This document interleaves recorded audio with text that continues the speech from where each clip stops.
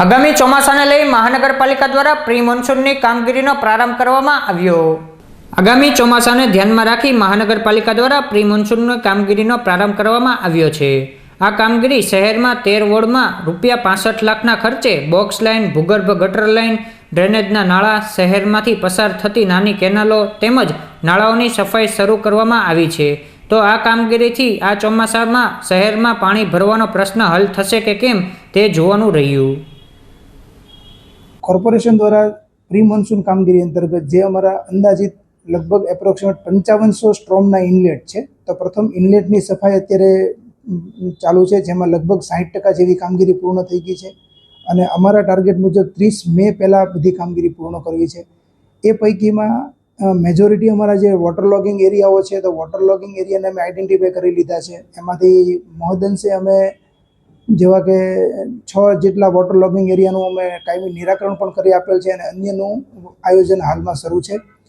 ત્યારબાદ એના જે બોક્સના કલવટ છે, તો બોક્સ કલવટોમાંથી બધો કચરો કાઢવાની કામગીરી પણ શરૂ છે। સ્ટ્રોમની જે બોક્સ ડ્રેન છે એમાંથી ઘણી બધી માત્રામાં અમે કચરો બધો અત્યારે દૂર કરવાની કાર્યવાહી શરૂ છે। આમ એક તબક્કે 13 વોર્ડમાં ખૂબ જ પૂરજોશમાં પ્રી મોન્સૂનની કામગીરી શરૂ છે। કાળિયાબીડની વાત કરીએ તો કાળિયાબીડમાં વિરાણી સર્કલમાં જે ગયા ચોમાસામાં ખૂબ જ પાણી ભરાયેલું હતું, તો ત્યાં અમે એની મહદઅંશે કામગીરી પૂર્ણ કરી દીધી છે અને ત્યાં હવે 99.99% કોઈ પાણી ભરવાનો પ્રશ્ન રહેવો જોઈએ નહીં।